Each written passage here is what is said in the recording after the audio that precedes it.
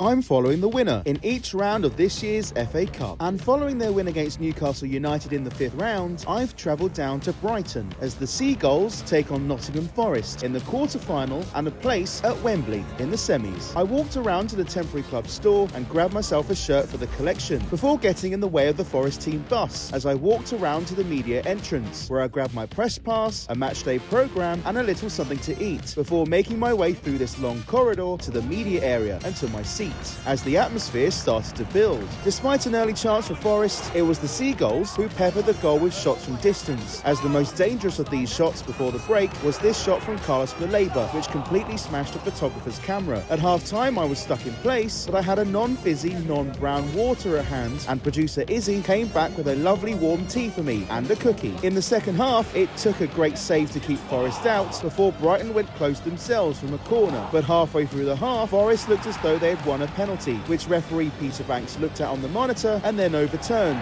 much to Nuno's disbelief. However, it was Forest in full flow, and despite these chances in the rest of the second half, the game was 0-0 after 90 minutes and went to extra time, where this free kick from Carlos Baleba was the only chance in the first half extra time. But in the second half, it was the Seagulls who were in full flight once again, with Matt Sells keeping Brighton out with this brilliant save before Brighton looked as though they'd sealed the win through João Pedro.